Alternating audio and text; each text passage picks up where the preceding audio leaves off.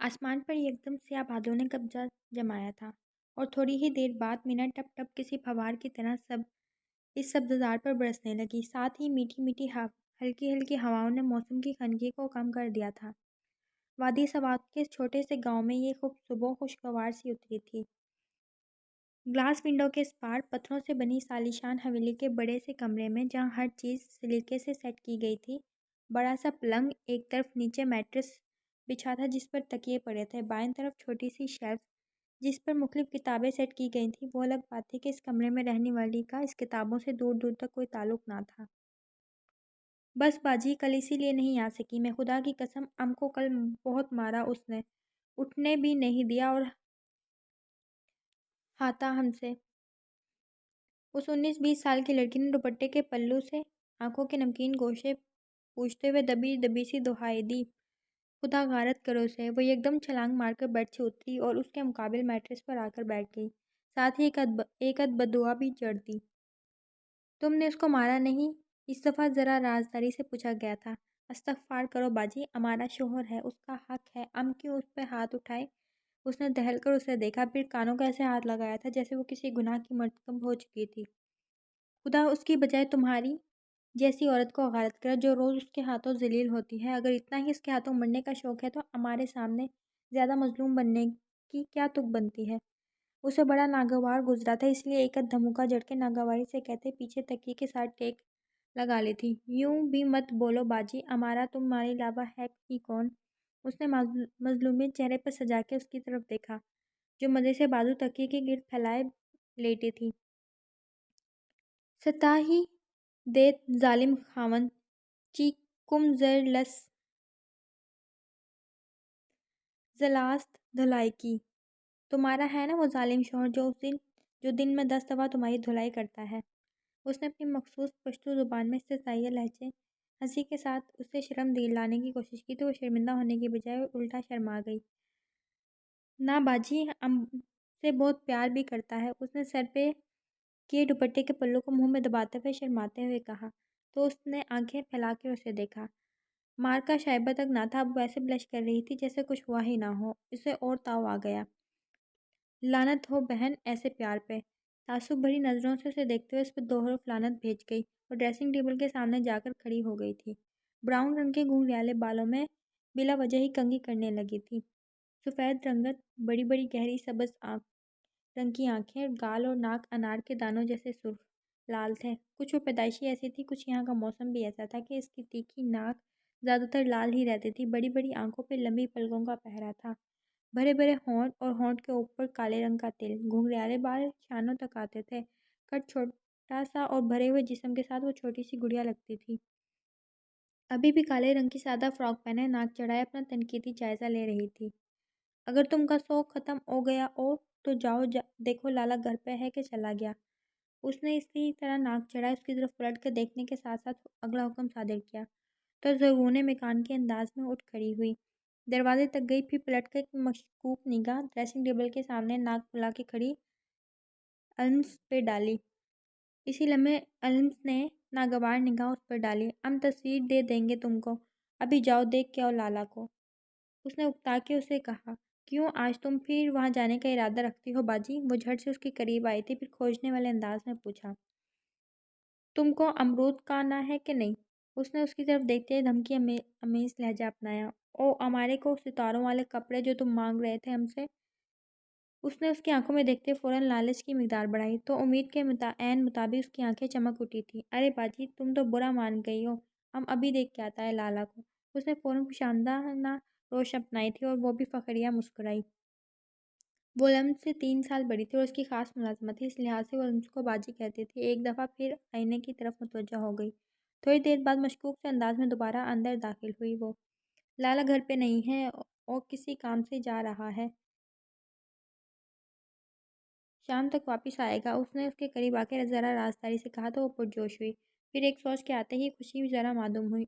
मोरे और गुलमीने किधर हैं? उसने भी ज़रा राजदारी से अपनी माँ और चचा ज़ात बहन के मुतल्लिक पूछा। वो दोनों अपनी ख्वाबगाह में हैं, उसने इतला दी। मैदान साफ था। वो क्यों मौके से फ़ायदा ना उठाती? उसने बेड पर पड़ा अपना शिफॉन का काले रंग का दुपट्टा गले में लटकाया, फिर बेड पर बैठकर अपनी जूतियों के स्ट्रिप्स बंद किए और उठ खड़ी हुई। امتحان سے اپنے دشمنوں کی حویلی ہے، ہم نے سنا ہے مختار سے۔ زرگونے نے پیچھے سے ہانک لگائی۔ اچھا ہوگا اسی بہانے ہمارا دشمنوں سے بھی آمنا سامنا ہو جائے، وہ ایک آنکھ دبا کے شرارت بھرے انداز میں بولی تھی اور فوراً کمرے سے باہر نکل گئی۔ زرگونے وہیں بیٹھ کے خود کو ستاروں والے لباس میں تصور کر رہی تھی۔ نیلے پانی کی بہتی ہوئی جھیل جس کے اوپر لکڑی کے پل کا پہرا تھا، اس کے دائیں طرف بنی اونچی سی پہاڑی جس کے ارد گرد سبز رنگ کی نرم و ملائم گھاس اگی ہوئی تھی، رنگ برنگے سنگ مرمر کے پتھروں کو تراش کے بنائے گئے یہ 3 پورشنز پر مشتمل حویلی جس کے تمام ستون قیمتی لکڑی سے بنے ہوئے تھے۔ داخلی دروازہ بھی قیمتی لکڑی کا تھا۔ راہداری میں پڑے خوبصورت گملے اس راہداری کی خوبصورتی کو 4 چاند لگا رہے تھے۔ کھڑکیاں بھی لکڑی کی تھیں۔ حویلی کے پیچھے آسمان پر بادلوں کے چھوٹے چھوٹے ٹکڑے سفید رنگ کے دھوئیں کے حصار میں تھے۔ یہ منظر دور سے ہی دیکھنے پر دل کو بہت بھاتا تھا۔ اس طرف سے اندر جاؤ تو ایک طرف چھوٹی سی لان نما جگہ تھی جہاں مختلف پھول کھلے ہوئے تھے اور مالی ان پودوں کو پانی دے رہا تھا۔ اس کی بالکل سیدھ میں ایک برآمدہ نما کھلی سی جگہ تھی جہاں ایک طرف چارپائیاں پڑی تھیں اور تھوڑے سے فاصلے پر ایک ہی سیٹ میں کرسیاں۔ یہ جگہ حجرے کے طور پر استعمال ہوتی تھی۔ کاکا، دراب خان کو بلا کے لاؤ، انہوں نے منہ سے دھواں نکالتے ہوئے ملازم کو حکم دیا۔ ملازم نے فوراً حکم کی طرف لبیک کہا اور اندر زنانہ خانے کی طرف چلا گیا۔ تھوڑی ہی دیر بعد وہ ان کے بالکل سامنے موجود تھا۔ بال بکھرے ہوئے تھے، آنکھیں لال تھیں اور سوئی سوئی بھی یوں جیسے انہیں ابھی نیند سے اٹھا کے لایا گیا ہے۔ وہ ہاتھ سے اپنی آنکھیں مسلتے ہوئے کرسی کھینچ کے وہیں بیٹھ گئے۔ انہوں نے ایک نظر اپنے بھائی کو دیکھا، پھر حقہ ایک طرف رکھا اور ان کی طرف متوجہ ہوئے جو منتظر سی نظروں سے ان کی طرف دیکھ رہے تھے۔ لگتا ہے تم آج کل بہت مصروف رہتا ہے، انہوں نے سر تا پیر انہیں دیکھتے ہوئے کہا۔ بظاہر عام سے لہجے میں کہا لیکن ان کے لہجے میں طنز محسوس کر کے انہوں نے چونک کے سر اٹھایا۔ نہیں لالا، ایسا بات بھی نہیں ہے، اس نے سر جھٹک کے صفائی دی۔ بہت عرصہ شہر میں رہے تھے، وہ وہیں پڑھا بھی تھا اور ان کی زبان اور لہجہ کافی بدل گیا تھا، لیکن لالا سے وہ اسی لہجے میں بات کرتے تھے۔ تو پھر باغ کو وقت کیوں نہیں دیتا تم؟ انہوں نے اس دفعہ بھی سابقہ لہجہ ہی اپنایا تھا۔ انہوں نے بھی ایک الجھی ہوئی نظر سے اپنے بھائی کو دیکھا۔ وہ اپنے بھائی کی بہت عزت کرتے تھے۔ کچھ عمر میں بھی 20 سال کا فرق تھا اور کچھ ان کی شخصیت بھی رعب دار تھی جس کی وجہ سے بات کرتے ہوئے وہ سر بھی کم ہی اٹھاتے تھے۔ ابھی بھی ان کے لہجے میں احترام واضح تھا۔ کیا بات ہے لالا، کوئی مسئلہ ہو گیا ہے کیا؟ انہوں نے گھٹنوں پر کوہنیاں ٹکا کے ذرا فکرمندی سے پوچھا۔ ہاں، تم نے حالت دیکھا ہے باغ کا، روز کوئی لڑکیوں کی ٹولی آتا ہے، سارے پھل خراب کر کے چلا جاتا ہے۔ مالی بوڑھا آدمی ہے، اس سے کہاں قابو آتا ہے ایسا شیطان لڑکی۔ انہوں نے اس دفعہ ذرا خفگی سے اس کی طرف دیکھ کے آگاہ کیا۔ وہ جواب میں ہنکار بھر کے رہ گئے۔ واقعی ہی پچھلے کچھ دن سے بہت مصروف تھے جس کی وجہ سے وہ باغ کو وقت نہ دے پائے تھے، لیکن انہیں یہ امید بھی ہرگز نہ تھی کہ باغ میں گھس کے کوئی باغ خراب کر جائے۔ اتنی کس کی مجال ہو سکتی تھی، وہ سوچ کے رہ گئے۔ دراب خانے، آج ہمارے ساتھ چلو باغ، ذرا دیکھو کون ہے وہ شیطان لڑکیاں۔ حکم دے کر اٹھ کھڑے ہوئے اور انہوں نے محض سر ہلایا۔ وہ خود بھی اسی کے متعلق سوچ رہے تھے۔ اس نے دریا کے کنارے پہنچتے ہی اپنی مخصوص سہیلیوں کو لایا اور بھاگم بھاگ باغ کی طرف بڑھی۔ موسم بھی آنکھ مچولی کھیل رہا تھا، بادل چھپ جاتے، کبھی دھوپ ان چھوٹے موٹے درختوں کو چیرتے ہوئے آگے بڑھتی ہی جا رہی تھی۔ مطلوبہ جگہ پر پہنچ کر اس نے شاطر نظروں سے ارد گرد کا جائزہ لیا۔ ایک اونچے قدآور درخت کے نیچے وہ بوڑھا سا مرد چارپائی پر اونگ رہا تھا۔ لمبے چوڑے خوبانی کے درخت، آم کے درخت، امرود کے درخت کو دیکھ کر اس کے منہ میں پانی آ گیا۔ اس نے ایک دفعہ پھر اطراف کا جائزہ لیا اور سر کو تھوڑا جنبش دے کے پیچھے آنے والی ٹیم کو بھی یہاں وہاں پھیلا دیا۔ اس بات سے بے خبر کہ آج یہاں کوئی اور بھی موجود ہے، وہ بس آگے بڑھتی ہی جا رہی تھی۔ اس نے پاؤں جیسے ہی اس موٹے سے درخت کی لکڑی پر رکھے، اس کی کمر میں زور سے کوئی چیز آ کے لگی اور وہ کڑاہ کے ایک دم پیچھے مڑی۔ رک جاؤ حرام خور، اس سفید بالوں والے اونچے لمبے مرد نے چیخ کر اسے للکارا۔ 1 منٹ میں اسے احساس ہو گیا تھا کہ یہ بندہ یقیناً مالک ہے اور بہت بری طرح سے پکڑی جا چکی تھی وہ۔ اس نے بھی پلٹ کے آؤ دیکھا نہ تاؤ، زمین پر پڑا ایک نمکیلا پتھر اٹھا کے رکھ کے نشانہ باندھا تھا۔ پتھر سیدھا اس کے سر پر سے گزر گیا، لیکن ساتھ ہی ماتھے پہ ایک خراش چھوڑ گیا تھا جس سے خون رسنے لگا۔ تیرا باپ حرام خور! وہ جو زمین پر سر پکڑ کے بیٹھ گئے تھے ان کے حالے سے مزہ لیتے اس نے زور کا قہقہ لگا کے ان کا مذاق اڑایا، اس بات سے بے خبر کہ یہاں کوئی اور بھی موجود ہے۔ دراب خانے اور دراب خانے، انہوں نے زمین پر بیٹھ کے دہائی دینی شروع کی تو اس کی رنگت ایک دم زرد پڑ گئی۔ مطلب یہ بندہ اکیلا نہیں تھا۔ نہیں، وہ سوچ کے وہ پلٹی تو کسی کے چوڑے سینے کے ساتھ ٹکرا کے گھبرا کے 2 قدم پیچھے ہٹی۔ سامنے موجود بندے کو دیکھ کر اس کی رنگت فک ہوئی۔ وہ ایک 29-30 سال کا اونچا लंबा कदावर शख्स था जिसकी छोटी छोटी आंखों में गैज़ो गजब वाजिया था। नाक के नथने फुलाए, वो मूंछों के नीचे अनाबी होंठ को दबाए गहरी संजीदगी से खड़े उस लड़की को देख रहे थे जो कद में इतनी छोटी थी कि बमुश्किल उनके सीने तक आती थी। वो चेहरे पर मासूमियत थी, लेकिन किस कदर तेज दिमाग की थी। माली बाबा फौरन पहुंचे और सहारा देकर वाजिद लाला को खड़ा किया। मरहम पट्टी की गढ़ से वो दूसरी तरफ लेके जा रहे थे, लेकिन वो सब पलट पलट के उस लड़की को बुरा भला कह रहे थे और साथ साथ दराब को हिदायत दे रहे थे कि इसे यहाँ से यूं जाने ना दें। लेकिन दराब खान आँख उगलती आंखों से बस उस छोटी सी उम्र की लड़की को देख रहे थे। वो शर्मिंदा सी नजर आ रही थी। उसने फरार होने की कोशिश तो एक दफ़ा फिर उसके सामने आके खड़े हो गए। नजरें अभी तक उसके चेहरे पर जमा रही थी। तुम्हारी हिम्मत कैसे हुई हमारे लाला पे हाथ उठाने की? उन्होंने सख्ती से पूछा। हिम्मत की तो बात ही मत करो तुम, में बहुत हिम्मत है, उसने भी कोई लिहाज किए बगैर उसकी आंखों में आंखें डालकर कहा। उसके लहजे से उनको पता चला वो भी यहीं की रिहायशी है। तुमको किसी ने सिखाया नहीं किस तरह बात करते हैं बड़ों से? उन्होंने इसे दोनों शानों से इस कदर जोर से पकड़ा कि वो अंदर तक हिल कर रह गई। आंखें उबल के बाहर की तरफ आ गई। पीछे हटो, तुम्हें किसी ने सिखाया नहीं लड़कियों के साथ बात कैसे करते हैं? उसने खुद को छुड़ाने की कोशिश करते हुए इस दफ़ा ज़रा गुस्से से कहा। खबरदार, जो तुमने एक बात भी मुँह से निकाली, ज़ुबान काट के यहीं दफना दूंगा तुम्हें। उन्होंने अभी तक उसे शानों से थाम रखा था और इस दफ़ा उसे डराने की कोशिश की गई थी।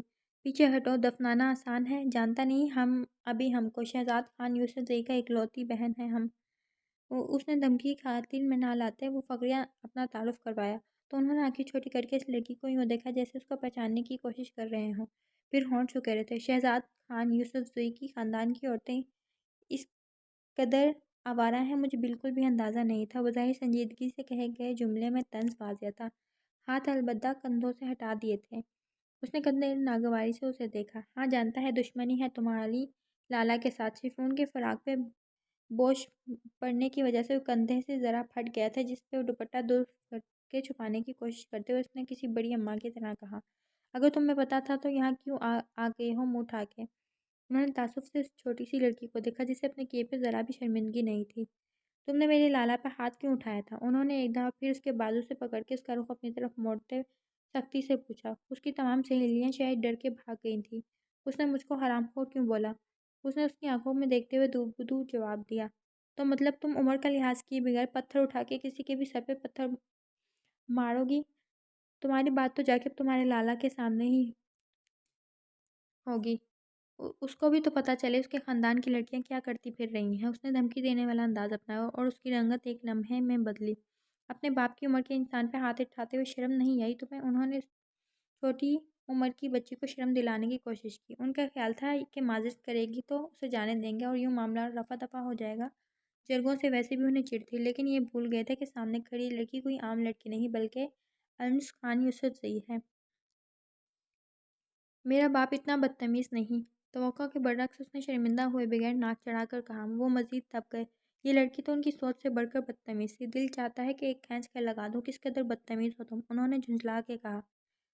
अब तो बात तुम्हारे लाला के सामने ही होगी। वो समझ गए वो लड़की सीधी बिल्कुल भी नहीं। इस दफ़ा उसने एकदम उनके पाँव की तरफ देखा और फिर चीख मार के पीछे हटी। तुम्हारे पैर में सांप, उसने हवास पाता होकर कहा और साथ ही उसका बाजू छोड़ के 2 कदम पीछे हटे थे। और वो उसी दौरान वो उसे पीठ से भागी। उन्होंने पैर की तरफ देखा तो वहाँ कुछ नहीं था और दूर से उसके कहकों की आवाज़ आ रही थी। उन्होंने माथे पर बल डाल कर उसे देखा। ये चटाक भड़की लड़की उन्हें कैसे तिगनी का नाच नचा रही थी। वो पेट पर हाथ रखकर हंस रही थी। क्या कह रहा था तुम? मेरे लाला को शिकायत करेगा तुम? शिकायत तो करेगा लाला को तुम्हारे कि तुमने बदतमीज़ी की हमारे साथ।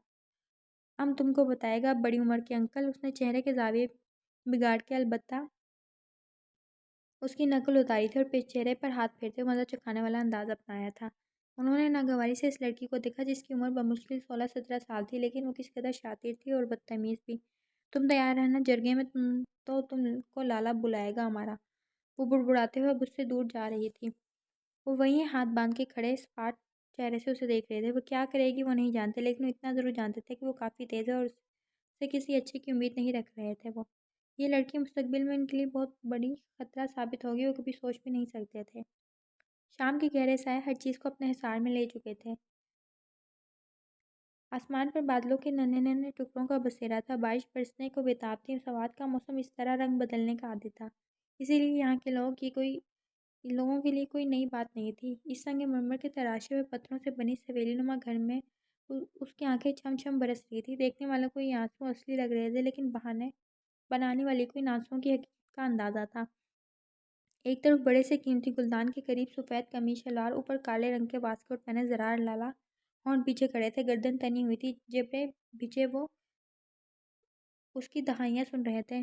ایک طرف صوفے پہ آغا جان پریشان سی نظروں سے اپنی لاڈلی پوتی کو دیکھ رہے تھے، جو ہتھیلیوں سے اپنی آنکھیں لال لال آنکھوں کو رگڑ رہی تھی۔ گل مینے نے ایک اچھتی نگاہ اپنی کزن پہ ڈالی، پھر دل ہی دل میں کانوں کو ہاتھ لگایا۔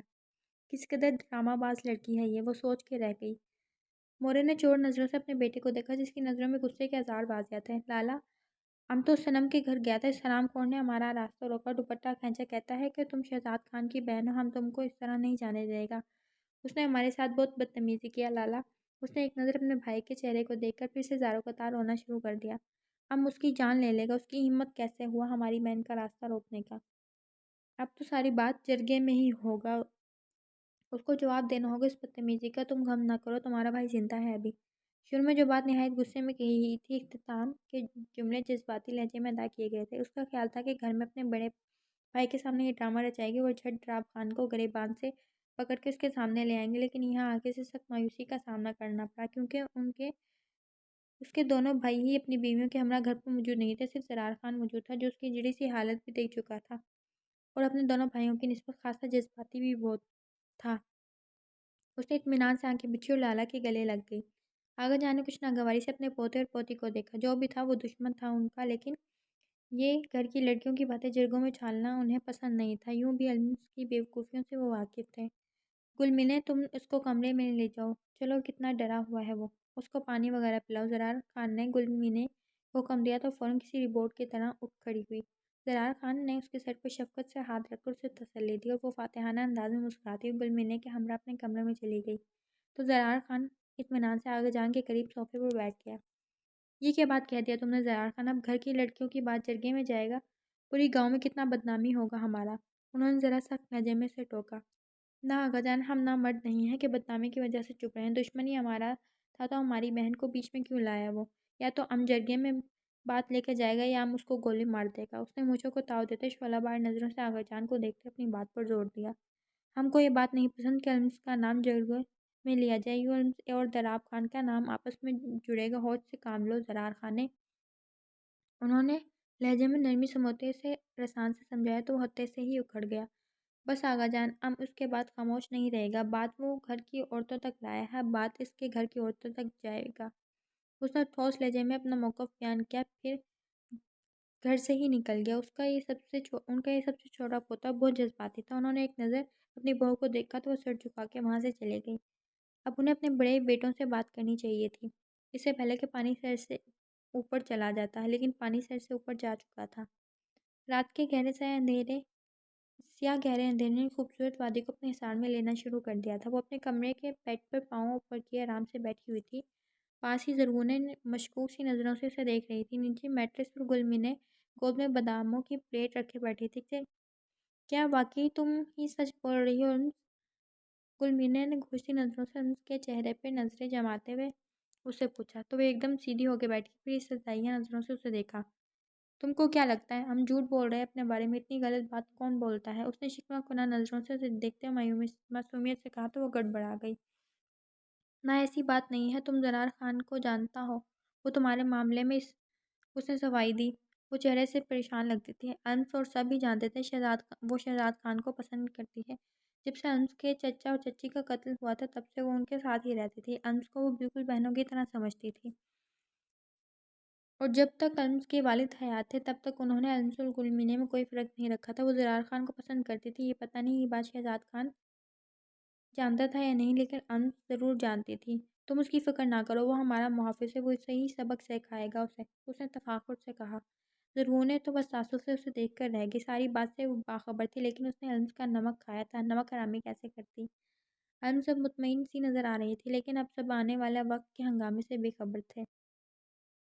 وہ جس وقت اسکول سے باہر نکلی، اس وقت باہر دھوپ کے سائے گہرے ہو رہے تھے۔ اس نے نظر اٹھا کر صاف آسمان پر چمکتے سورج کو دیکھا۔ اور ایک دفعہ پھر کچے پکے راستوں پر چلنے لگی۔ آج اسے لالا نے لینے آنا تھا، لیکن وہ شاید کسی وجہ سے لیٹ ہو گیا تھا، اس لیے وہ خود ہی نکل آئی تھی۔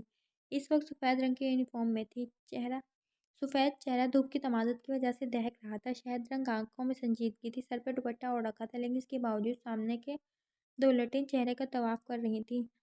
سفید رنگ گول چہرہ متناسب نقوش کے ساتھ وہ پتلی لمبی 16-17 سال کی عمر کی لڑکی تھی۔ وہ اونچی سی پہاڑی پر بنے رستے پر چلنے لگی۔ جب اسے اپنے پیچھے کسی کی موجودگی کا احساس ہوا، وہ گھبرا کے پیچھے پلٹی۔ اس سے پہلے کچھ سمجھتی کہ اس کی کمر کے گرد بازو حمال کر کے اس کے منہ پہ ہاتھ رکھ کے اس کی آواز کا گلا گھونٹ دیا تھا۔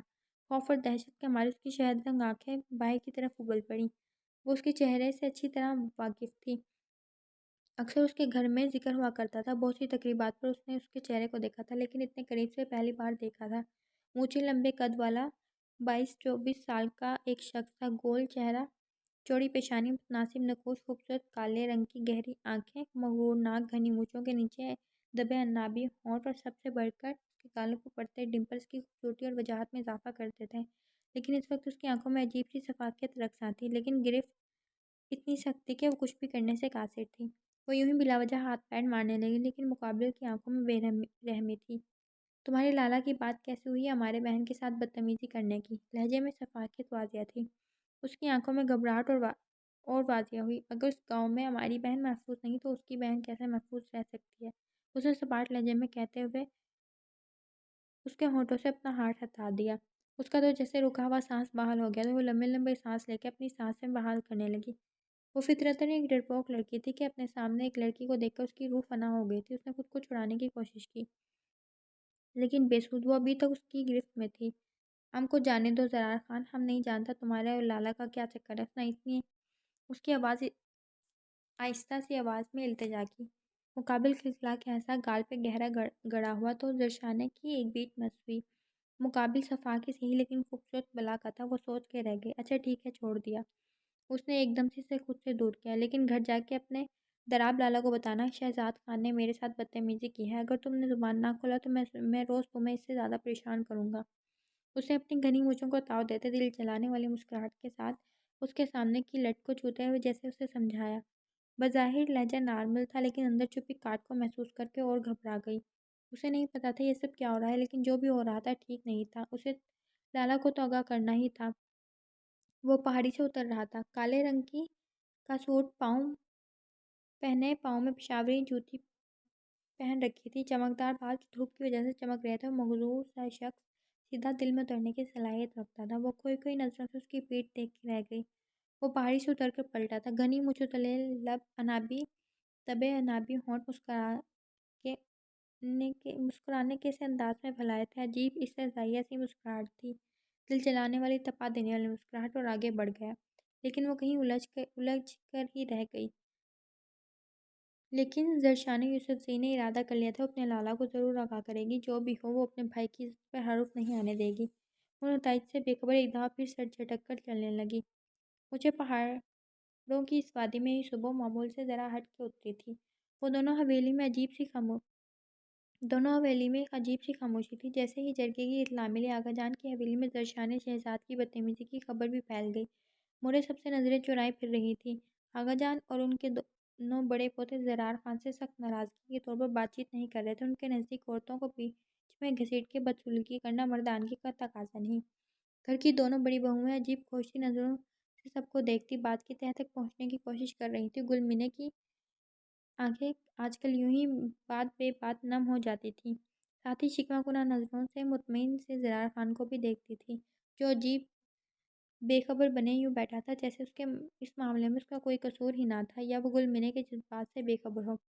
اس وقت اس کی صحیح توجہ اس شخص سے انتقام پہ تھی جس نے اس کی بہن کے ساتھ بدتمیزی کی تھی۔ اس کے نزدیک یہ سب کچھ ٹھیک کیا تھا۔ اس نے اس سب معاملے میں سب سے زیادہ مطمئن اور خوش مسکان یوسفزئی تھی، جو دل ہی دل میں دراب خان کی حالت کے مزے لے رہی تھی۔ لیکن بات اب بڑھ کے جرگے تک پہنچ گئی تھی۔ دوسری طرف واجد خان کی حویلی میں تو سب کا غصے سے برا حال تھا۔ ان کا بس نہیں چل رہا تھا وہ شہزاد خان کی جان لے لے۔ اس نے کس بنیاد پہ ان کی بہن کے ساتھ بدتمیزی کی تھی؟ دراب خان تو اس کی جان کے در پہ تھا۔ لیکن واجد خان نے فی الحال ہی سمجھا بجھا کے مطمئن کرنے کی کوشش کی، جرگے میں فیصلہ انہی کے حق میں ہوگا، وہ بے قصور ہے، خون خرابے سے بات بڑھ جائے گی، لیکن دراب خان کی سوئی کہیں اور ہی اٹکی ہوئی تھی۔ پتہ نہیں کیوں ان کو سب کے پیچھے اس لڑکی کا ہاتھ لگ رہا تھا۔ ابھی بھی وسیع میدان نما کچی زمین پر جیپ آ کے رکی، جس کا فرنٹ ڈور کھول کے اندر سے واجد خان یوسفزئی باہر نکلے۔ آسمانی رنگ کی قمیص شلوار اوپر واسکٹ پہنے، چہرے پر سنجیدگی سامنے کے سفید بالوں کی وجاہت میں اضافہ کر رہے تھے۔ ساتھ دراب خان ان کے ہمراہ تھے، جنہوں نے سرمئی رنگ کی قمیص شلوار پہن رکھی تھی۔ چہرے پہ غیظ و غضب واضح تھا۔ وہ دونوں مغرور چال چلتے اس جگہ بڑھے جہاں چارپائیوں پر پہلے ہی گاؤں کے معتبر لوگ بیٹھے جیسے انہی کا انتظار کر رہے تھے۔ ایک طرف آغا جان اپنے تینوں پوتوں کے ہمراہ بیٹھے تھے۔ دراب خان نے ایک سرد نگاہ زرار خان پر ڈالی جو لاپرواہی سے بیٹھا تھا۔ انہیں دیکھ کر جھٹ سے مسکرایا۔ باقی اسفندیار اور شہزاد خان کے تاثرات سپاٹ تھے۔ بڑی سی کرسی پر بیٹھے اس ادھیڑ عمر معزز آدمی جس نے سر پر پگڑی باندھ رکھی تھی، گفتگو کا آغاز کیا۔ زرار خاتون نے اب دراب خان کی بہن کے ساتھ بدتمیزی کی تھی؟ اس ادھیڑ عمر شخص نے گردن لاپرواہ سے بیٹھے زرار خان کی طرف موڑی، پھر کرخت لہجے میں پوچھا۔ ہاں ہم نے کیا، جواب لاپرواہی سے آیا تھا۔ آغا جان کا سر مزید جھک گیا۔ دراب خان نے ہونٹ بھینچ کے اسے دیکھا۔ واجد خان نے اس کے ہاتھ پر ہاتھ رکھ کر گویا اسے ٹھنڈا رہنے کا اشارہ کیا تھا۔ وہ ہونٹ بھینچ کے وہیں بیٹھ گئے۔ ہم وجہ پوچھ سکتے ہیں؟ اگلا سوال پوچھا گیا۔ کیونکہ دراب خان نے پہلے ہماری بہن کے ساتھ بدتمیزی کیا تھا، اس نے اس دفعہ ذرا سرد لہجے میں کہا۔ تو دراب خان کا دماغ بھگ سے اڑ گیا، یعنی ان کے اندازے درست تھے، سب تماشے کے پیچھے اس لڑکی کا ہاتھ تھا۔ واجد خان نے ناسمجھی سے دراب خان کی طرف دیکھا، جو اس الزام پر تڑپ اٹھے تھے۔ ایک ساتھ کئی نظریں ان کی طرف اٹھی تھیں۔ سب جانتے تھے کہ دراب خان ایسا آدمی نہیں۔ سب کی نظروں میں تعجب تھا، جس کی وجہ سے دراب خان مزید شرمندہ ہو گئے تھے، اسی لیے فوراً اپنی جگہ سے کھڑے ہوئے۔ یہ ام پہ الزام ہے، ام اس کی بہن کو جانتا تک نہیں۔ وہ چھوٹی سی لڑکی اس قدر بدتمیز ہے کہ روز ہمارا باغ خراب کر دیتا ہے۔ ہم نے اسے روکنے کی کوشش کی تو ہم پہ الزام لگا دیا۔ انہوں نے جھنجھلاہٹ بھرے انداز میں دبا دبا احتجاج کیا۔ تو اپنی بہن کے بارے میں یہ الفاظ سن کر اسفندیار خان یوسفزئی اور شہزاد خان یوسفزئی بھی کھڑے ہو گئے تھے۔ ہم نے تمہاری بہن کے بارے میں کچھ غلط نہیں بولا۔ بہتر ہے ہم کو تمہاری بہن کے متعلق کچھ غلط مت بولو۔ وارن کرنے والا اسفند یوسف خان یوسفزئی تھا۔ ہماری بہن کو ہم نے اتنی آزادی نہیں دے رکھا، وہ لوگوں کے باغات میں گھس کر آوارہ گردی کرتے رہے، پکڑے جانے کے بعد الزام لگاتے۔ واجد خان یوسفزئی بھی اٹھ کھڑے ہوئے، پھر جتا کے بولے تو شہزاد خان نے آگے بڑھ کے واجد خان کا گریبان پکڑ لیا۔ دراب خان نے چھڑانے کی کوشش کی تو انہوں نے ایک مکہ اس کے ناک پر جڑ دیا، جس سے خون رسنے لگا۔ صورتحال سنگین ہونے لگی۔ واجد خان نے رکھ کے ایک تھپڑ ان کے منہ پر رسید کیا۔ بڑی مشکل سے صورتحال پر قابو پا کے فیصلہ سنا دیا گیا تھا، جو کسی کے لیے بھی قابل قبول نہ تھا۔ اس فیصلے سے سب سے زیادہ ناخوش دراب خان یوسفزئی ہی تھے۔ وہ بیڈ پر بیٹھی اطمینان سے ٹی وی دیکھنے میں مشغول تھی، جب دروازہ دھڑام سے کھول کے زرغونیں اندر داخل ہوئی۔ اس کے چہرے کی ہوائیاں اڑی ہوئی تھیں۔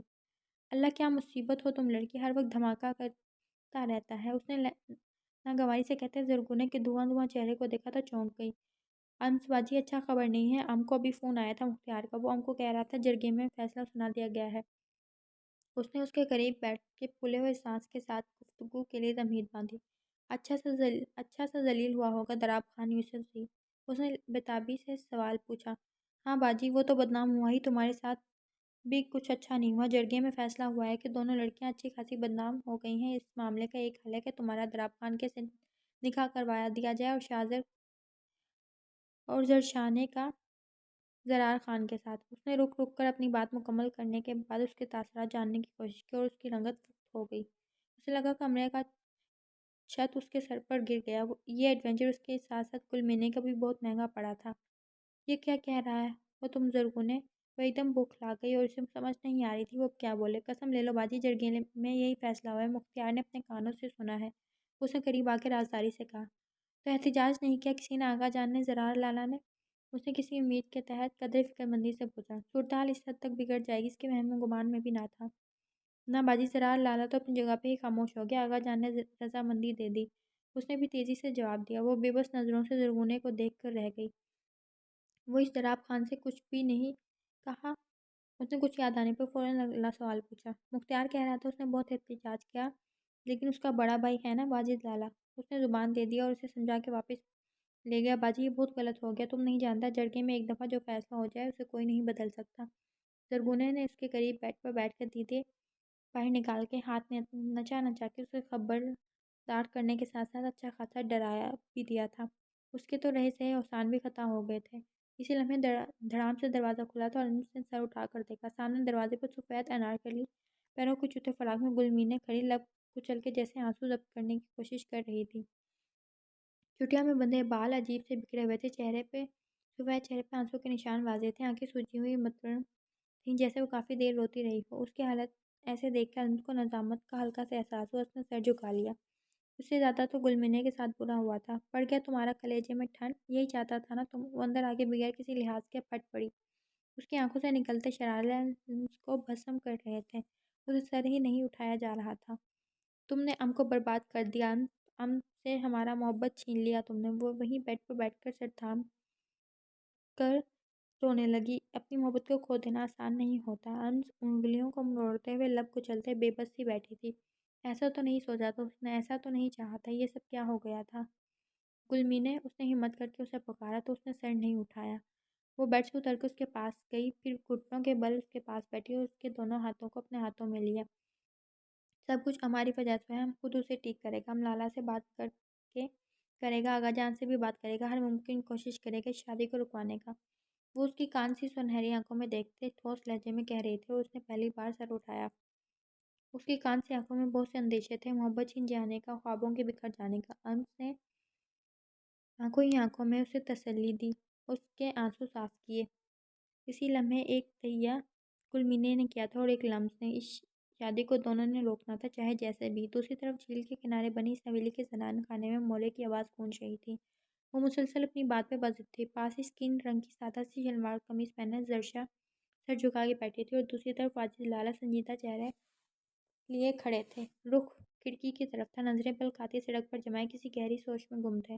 صوفے پر سابقہ لباس میں ماؤ دماغ کے ساتھ دراب خان بیٹھے تھے، چہرہ سپاٹ تھا، دونوں بازو گھٹنوں پر جمائے ذرا نیچے کی طرف جھکے ہوئے تھے، نظریں زمین پر جما رکھی تھی۔ یہ ہمارا آخری فیصلہ ہے واجد، ام اپنی بیٹی کو کسی ایسے جرگے کی نظر نہیں کرے گا۔ وہ ٹوک ٹوک انداز اپنا کے اپنا رخ موڑ گئی۔ اب بات تمہارا مرضی سے نکل گیا ہے مورے، جرگے میں زبان دے آیا ہے ہم۔ وہ پلٹے اور پھر جھنجھلا کے بولے، تو تم تو ایسے کہہ رہا ہے جیسے خان جیسے ہی تمہاری بہن کا مسئلہ نہیں، کسی باہر کی لڑکی کا مسئلہ ہے۔ تم جانتا ہے زرار خان کو کس قدر قطبی انسان ہے، ہم کس طرح اعتبار کر لیں؟ انہوں نے بھی حیرت اور غصے سے اپنے سمجھدار بیٹے کی طرف دیکھا۔ مورے، وہ بھی دے رہا ہے اپنا لڑکی، تم ام کو شرمندہ مت کرواؤ۔ ام نے انکار کیا نا، پورا گاؤں ہمارے خلاف ہو جائے گا، ام اکیلا ہو جائے گا۔ وہ التجائی انداز میں کہتے صوفے پر بیٹھے اور ایک مدت طلب نظر اپنے بھائی پر ڈالی جو ابھی تک لا تعلق سے بیٹھے تھے۔ واجد، ام کچھ نہیں جانتا، اگر زرشا اور دراب کی مرضی ہے ادھر تو ام کچھ نہیں بولے گا، اگر نہیں ہے تو ام تمہیں زبردستی نہیں کرنے دے گا۔ وہ کچھ نرم پڑ گئی تھی، اس لیے حتمی لہجے میں کہتے ہوئے زرشا اور دراب کی طرف دیکھا۔ زرشا نے پہلی بار سر اٹھایا تھا۔ آنکھوں کے سامنے ایک دفعہ پھر وہی چہرہ ہے جس نے اس کا چین سکون غارت کر دیا تھا۔ پھر ایک نظر واجد لالا کی طرف دیکھا جو آنس بھری نظروں سے اسے دیکھ رہے تھے۔ جیسے لالا کی مرضی، ہمارے بارے میں غلط فیصلہ نہیں کرے گا وہ، ام کو اس کا فیصلہ قبول ہے۔ وہ سر جھکا کے آہستہ آواز میں اتنا ہی بولی تھی۔ مورے نے ایک گھوری سے اسے نوازا۔ واجد لالا کے چہرے پر خوشی کی ایک لہر دوڑ گئی جو دراب کا جواب سنتے ہی معدوم ہو کے غائب ہو گئی تھی۔ ہمیں قبول نہیں۔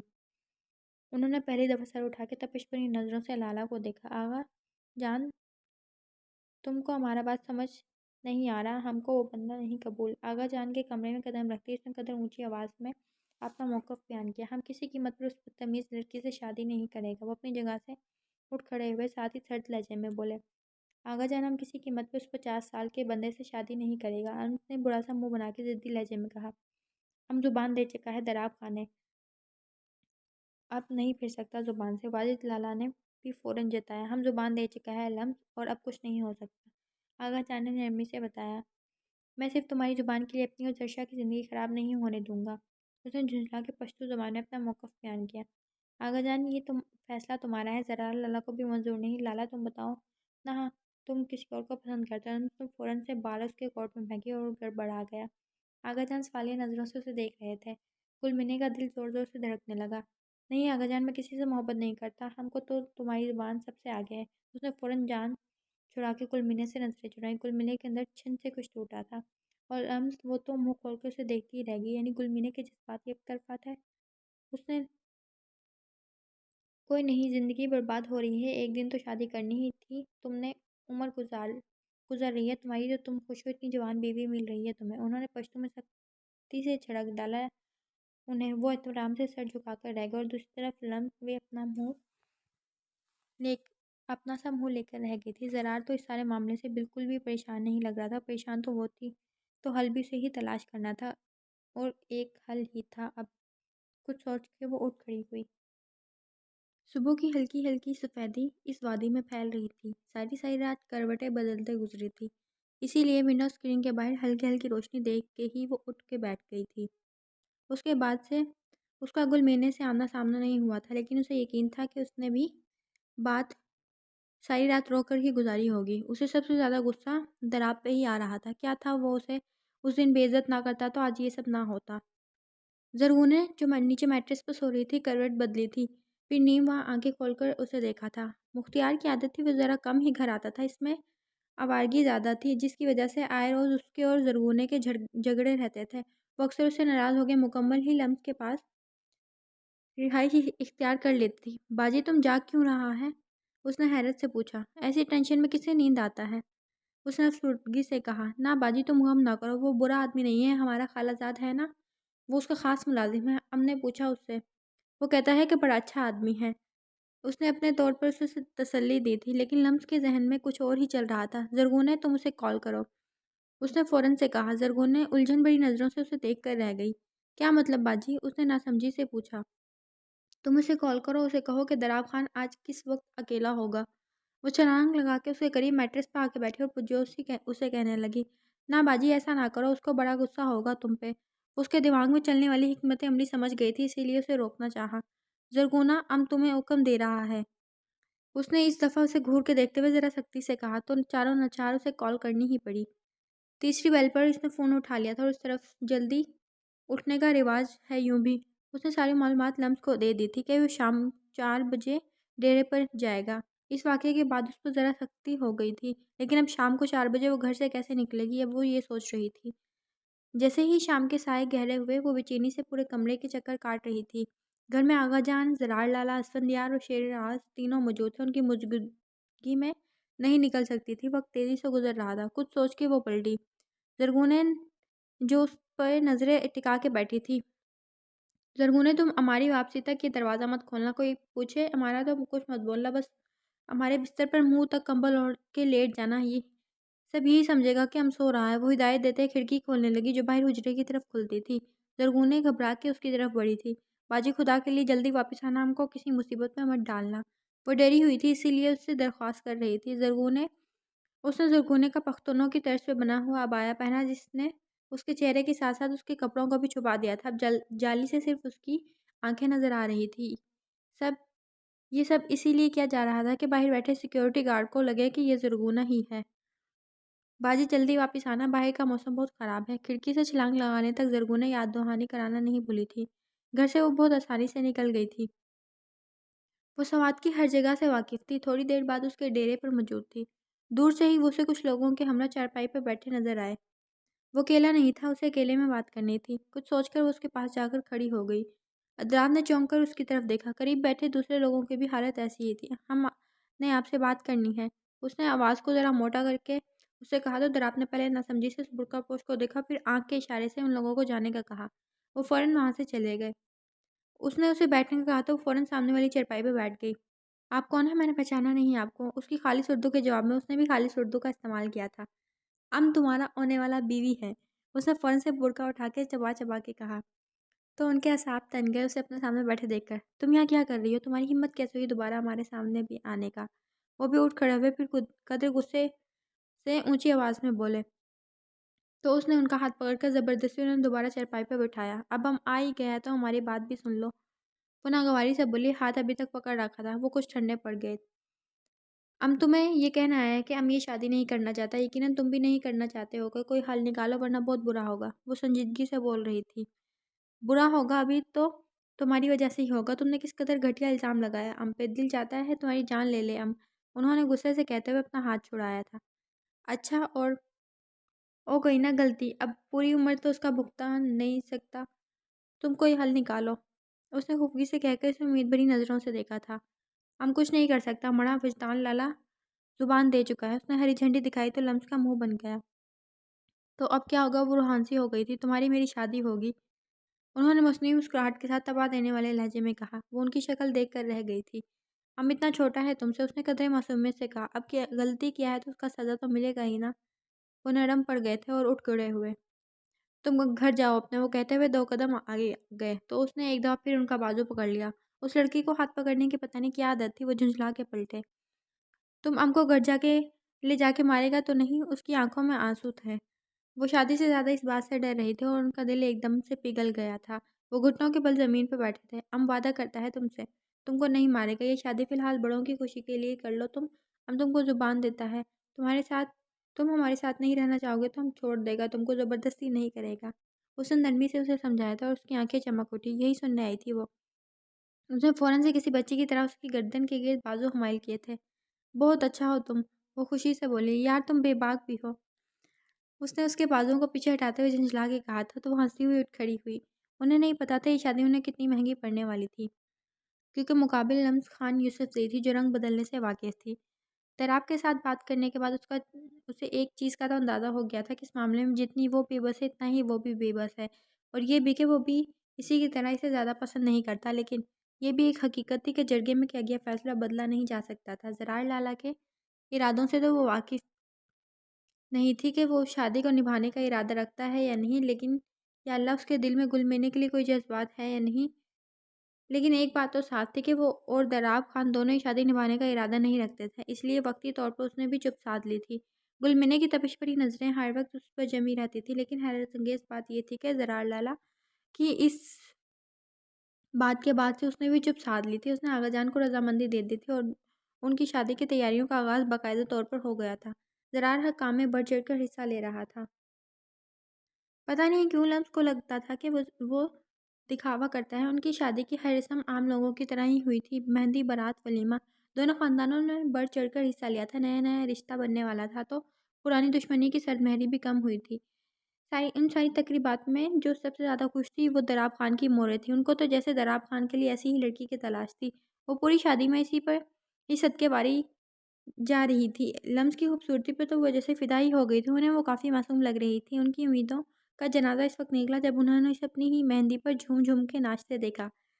زرشا کے اندر تو عجیب سی خوشی سرایت کر گئی تھی۔ وہ خوب جانتا تھا وہ جو خواب تھا وہ حقیقت بننے والا تھا۔ آنکھیں بند کرتی تھی تو سامنے زرار کا چہرہ آ جاتا تھا۔ کبھی اسے یہ سوچ کے نیند نہیں آتی تھی کل وہ شخص ہمیشہ کے لیے اس کا ہو جائے گا۔ اس ساری صورتحال میں سب سے زیادہ ناخوش دراب خان تھے۔ انہوں نے کبھی بھی اپنے لیے اتنی چھوٹی عمر کی لڑکی شریک حیات کے طور پر نہیں سوچی تھی، لیکن قسمت نے ان کے ساتھ عجیب کھیل کھیلا تھا۔ انہوں نے بے دلی سے سارے فنکشن اٹینڈ کیے تھے۔ انہیں سب سے زیادہ فکر زرشا کی تھی۔ پتہ نہیں زرار اس کے ساتھ کیسا رویہ اختیار کرے گا۔ انہی سوچوں میں کب اس کی زندگی میں لمز اور کب زرشا کی زندگی میں زرار شامل ہوا انہیں پتہ بھی نہیں چلا تھا۔ لمز رخصت ہو کر سویلی آ گئی تھی اور زرشا وہاں چلی گئی تھی۔ شادی کی پہلی رات ان کی زندگی کے نئے دور کا آغاز تھا جو نہیں جانتے تھے کہ کیسا ہوگا۔ رات کے گہرے سائے پھیل چکے تھے، باہر ہر طرف سناٹا تھا۔ صرف اس رنگ برنگی بتیوں سے سجائی گئی حویلی میں معمول سے ہٹ کر چہل پہل تھی۔ وہ باہر حجرے میں اپنے دوستوں کے ساتھ باتیں کر رہے تھے۔ مورے کے تیسری بار بلانے پر انہیں دوستوں کو الوداع کہہ کر اندر زنان خانے میں جانا پڑا۔ اندر زنانے میں مورے خفاسی کھڑی تھیں۔ دراب خان تم یہ حرکتیں چھوڑو دو اور اب تمہارا شادی ہو گیا ہے، تمہارا بیوی تمہارے کمرے میں انتظار کر رہا ہے، تم باہر دوستوں کے ساتھ بیٹھا ہے۔ انہوں نے وہیں کھڑے کھڑے سے اچھی خاصی جھاڑ پلا دی تھی۔ اب جاؤ، تمہارا بیوی تمہارا انتظار کر رہا ہے۔ اگلا حکم ملتے ہی وہ کسی روبوٹ کی طرح کمرے کی طرف چل پڑے۔ وہ جیسے ہی کمرے کے اندر داخل ہوئے تو انہیں 200 وولٹ کا کرنٹ لگا۔ سامنے وہ دلہن کے لباس میں، ہاتھ میں انہی کی بندوق تھامے، جس کا رخ انہی کی طرف تھا، کھڑی تھی۔ خبردار جو تم نے ایک قدم بھی بڑھایا، اس نے سخت نظروں سے گھورتے ہوئے وہی روکا۔ میں تمہیں یہ ہرگز موقع نہیں دوں گی کہ تم مجھے ہاتھ سے پکڑ کے کمرے سے باہر نکال دو۔ میں تم کو کمرے میں گھسنے ہی نہیں دوں گی۔ اس کی اگلی دھمکی حیران کن تھی۔ وہ اس ٹانگ برابر لڑکی کو دیکھ کر حیران ہی تو رہ گئے تھے جو عمر کا لحاظ کیے بغیر انہیں تم کہہ رہی تھی۔ لڑکی، یہ کیا فضول حرکت ہے؟ نیچے کرو یہ بندوق۔ انہوں نے ماتھے پہ بل لیے ناگواری سے اسے ٹوکا تھا۔ اور اپنی حد میں رہ کر بات کرو ہم سے، رشتے کا نہ صحیح عمر کا ہی لحاظ کر لو۔ انہوں نے سنجیدگی سے اسے شرم دلانے کی کوشش کی تھی۔ نکاح کے پیپر پر سائن کرتے وقت تو یہ شرم نہیں آئی تھی تم کو؟ وہ بندوق بیڈ پر رکھ کر ان کے مقابل آگے کھڑی ہو گئی تھی۔ وہ قد میں ان سے کافی چھوٹی تھی۔ وہ میری مجبوری تھی، لیکن تم اپنی حیثیت مت بھولو۔ انہوں نے انگلی کے اشارے سے اسے وارن کیا تھا، شوہر ہونے کا رعب نہ کسی اور پر جھاڑیے گا۔ اس نے ان کی انگلی ہی پکڑ لی تھی۔ وہ الگ حیران پریشان تھے۔ یہ لڑکی تھی کہ آفت، کیا مصیبت ہو یار تم۔ انہوں نے اپنی انگلی چھڑوا کے وہاں سے ہٹنے میں عافیت جانی اور بیڈ پہ جا کے کمبل تان لیا۔ سونے کا موڈ ہو تو تم زمین پہ سو جانا۔ انہوں نے کمبل سے منہ نکال کے حکم جاری کیا۔ وہ بجلی کی سی تیزی کے ساتھ ان کی طرف بڑھی اور ان کا کمبل اور ان کے منہ سے کمبل کھینچا۔ میں کس خوشی میں نیچے سو جاؤں؟ یہ ہمارا جہیز کا بیڈ ہے، تم نیچے سوئے گا۔ اس کے اگلے کم پر وہ سٹ پٹا ہی تو گئے تھے۔ تمہیں پتہ ہے تم اس وقت کس سے اس بدتمیزی سے بات کر رہی ہو؟ اس لڑکی کی بدتمیزی انہیں غصہ دلا رہی تھی۔ ہاں پتہ ہے، میں اس وقت ایک ایسے انسان سے بات کر رہی ہوں جو میرے ہی جہیز کے بیڈ پہ بیٹھ کے مجھے ہی دھمکی دے رہا ہے۔ اس نے پراعتماد لہجے میں انہیں دھول چٹا دی تھی۔ وہ بس اسے دیکھ کر رہ گئے تھے۔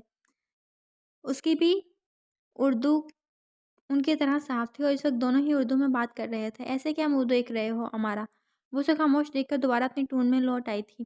میں شوہر ہوں تمہارا، تم کو مجھے زمین پر سلاتے شرم نہیں آئے گی؟ اس نے یوں ہی کمبل کو چہرے سے ہٹائے دبا دبا احتجاج کیا تھا۔ نہ، مجھے بالکل بھی شرم نہیں آئے گی۔ اس نے فوراً سے نفی میں سر ہلایا۔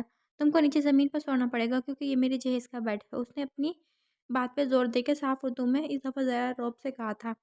ہم نے جہیز نہیں مانگا تھا تم سے۔ انہوں نے کمبل کو دور پھینک کر قدرے ناراضگی سے کہا۔ وہ سرہانہ اٹھا کے میٹرس پہ چلے گئے تھے۔ وہ سر جھٹک کے دلہن کے لباس میں ہی لیٹ گئی تھی، پھر کچھ خیال آتے ہی اٹھ بیٹھی۔ اور خانہ خراب، زیور ہی نہیں اتارا ہم نے۔ وہ چھلانگ مار کے بیڈ سے اتری۔ انہوں نے ناگواری سے اسے دیکھ کر کروٹ بدل لی۔ اس نے ڈریسنگ ٹیبل کے سامنے کھڑے ہو کے اپنے کھلے بالوں کو ایک طرف ڈالا اور اپنے گلے میں پہنا ہار اتارنے کی کوشش کرنے لگی۔ بہت کوشش کے بعد بھی وہ ڈوری کھلنے کا نام نہیں لے رہی تھی۔ جھنجھلا کے وہ پیچھے مڑی تو وہ رخ موڑے لیٹے تھے۔ وہ چلتی چلتی ان کے قریب آئی، پھر وہی میٹرس پہ بیٹھ کر ان کے اوپر جھکی۔ ان کی پیشانی اور ان کے چہرے کے درمیان تھوڑا سا فاصلہ تھا۔ وہ شاید سو چکے تھے۔ خان صاحب، اس نے ذرا لجاجت بھرا انداز اپنایا تھا۔ ان پہ کوئی اثر نہیں ہوا۔ دراب خان، اس نے اس دفعہ چلا کے کہا تھا تو وہ دل تھام کے اٹھ بیٹھ گئے۔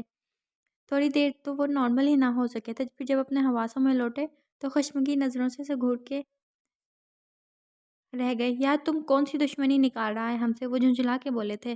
وہی جو تم نے بے عزتی نہیں کیا تھا ہمارا۔ اس نے بالوں کو ایک ادا سے جھٹک کے ذرا لاپرواہی سے کہا تھا۔ یار ام اس کے لیے ہاتھ جوڑ کے معافی مانگتا ہے تم سے۔ تنگ آ کے انہوں نے ہاتھ ہی جوڑ دیے تھے۔ جاؤ، دراب خان معاف کیا تم کو۔ اس نے ہاتھ کے اشارے سے بڑے پن کا مظاہرہ کیا تھا۔ اب تم ایک مہربانی کرو، ہمارا ہار کھول دو ذرا۔ وہ پیٹھ ان کی طرف کر کے بیٹھ گئی تھی۔ وہ اسی پوزیشن میں بیٹھے رہے۔ اس نے گردن ذرا ترچھی کر کے انہیں یوں ہی بیٹھا دیکھا، پھر برا سا منہ بنا کے اٹھ کھڑی ہوئی۔ یار تم سو ہی جاؤ، وہ تیز لہجے میں کہتے ہوئے ان کے قریب سے اٹھ گئی اور ایک دفعہ پھر ہار کے ساتھ جنگ لڑنے میں مصروف ہو گئی تھی۔ انہوں نے ایک تھکی ہوئی سانس ہوا کے سپرد کی اور گرنے کے انداز میں میٹرس پہ دوبارہ لیٹ گئے، لیکن اب وہ چھت کو گھور رہے تھے۔ یہ لڑکی ان کی زندگی جہنم بنائے گی، اتنا تو اندازہ ہو گیا تھا انہیں۔ زرشا نے ایک نظر اطراف کا جائزہ لیا۔ پورا کمرہ گلاب کے پھولوں سے سجایا گیا تھا۔ اس کی سیج بھی پھولوں سے سجائی گئی تھی۔ کمرے میں مدھم روشنی تھی، گلاب کے پھولوں کی مہک تھی۔ وہ اس وقت ڈیپ ریڈ کلر کے لہنگے میں ہلکے سے میک اپ کے ساتھ بہت حسین لگ رہی تھی۔ دوپٹہ سر سے ہوتے ہوئے بیڈ پر بھی پھیلا رکھا تھا۔ چہرے پر خوشی کے رنگ واضح تھے۔ دروازے کھلنے کی آواز پر اس نے سر مزید جھکا لیا تھا۔ گھونگھٹ کی اور سے اس نے دیکھا تھا کہ اس نے دروازہ بند کیا تھا، پھر کالے رنگ کی شیروانی اتاری اور واش روم میں چلا گیا تھا۔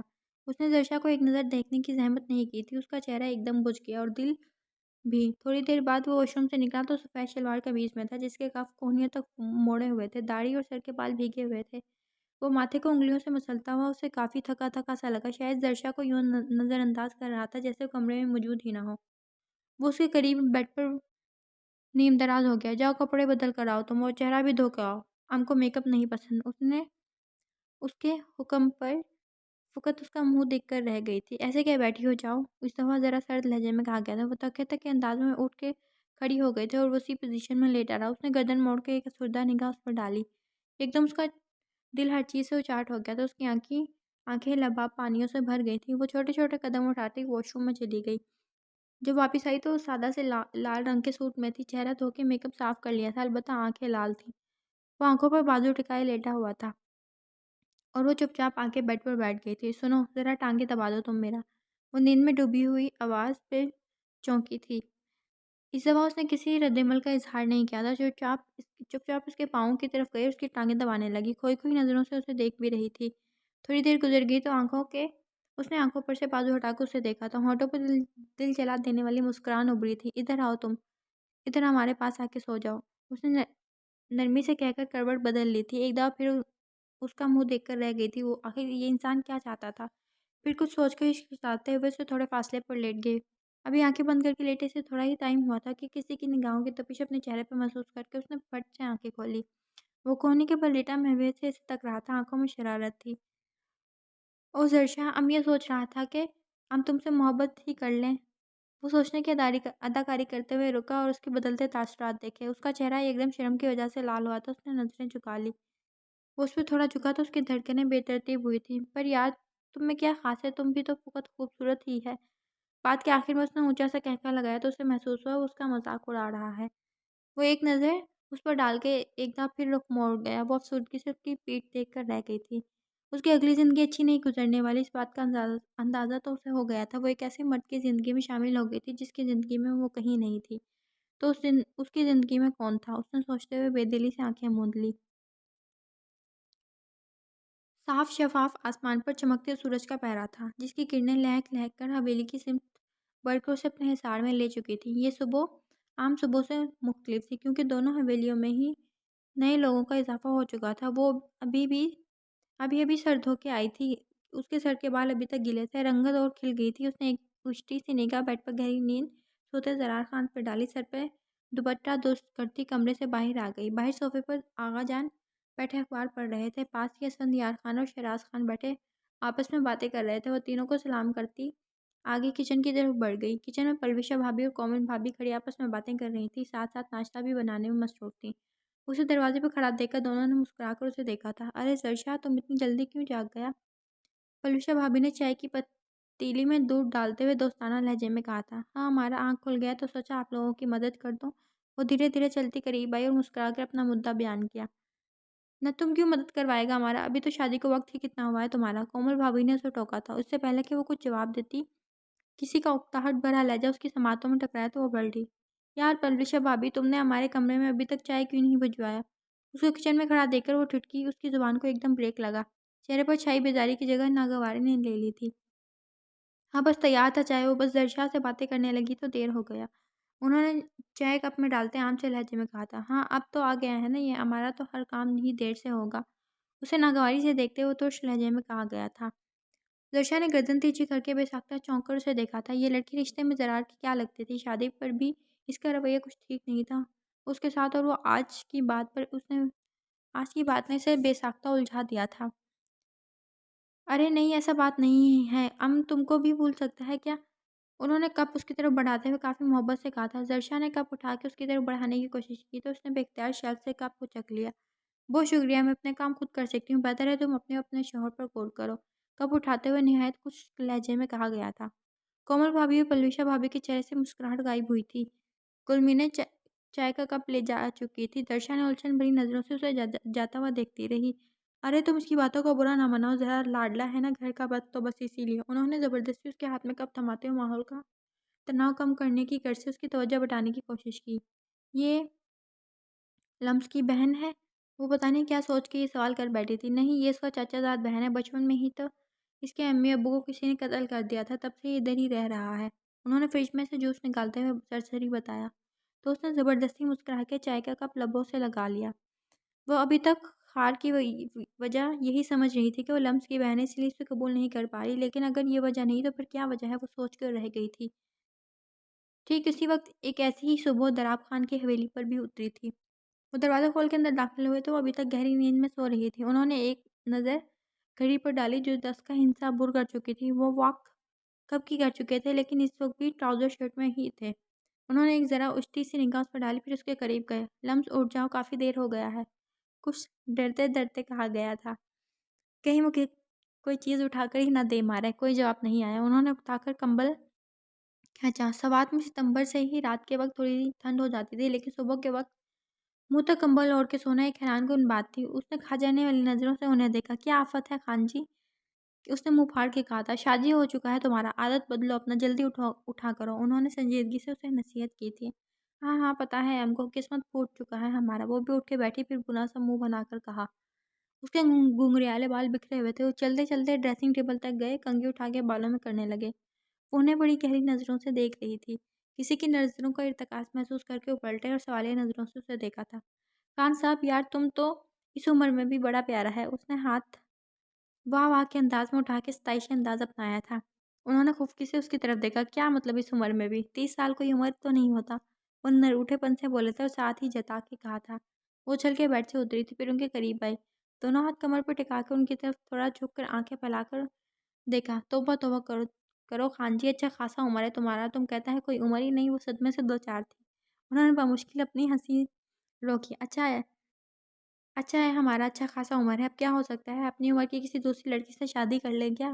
اسے چڑھانے کی غرض سے سنجیدگی سے کہا گیا تو وہ تلملا ہی اٹھی تھی۔ کیا کہا تم نے؟ تم دوسری شادی کرے گا؟ خان صاحب، تم نے ایسا سوچا تو ہم تمہارا قتل کر دے گا، وہ دھمکی دیتے ہوئے بولی۔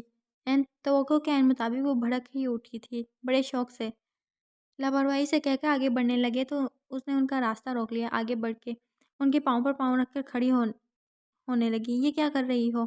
انہوں نے بوکھلا کے کہا۔ تمہارا گلا دبانے کی کوشش، اس نے ایڑیاں اونچی کرتے ہوئے کہا۔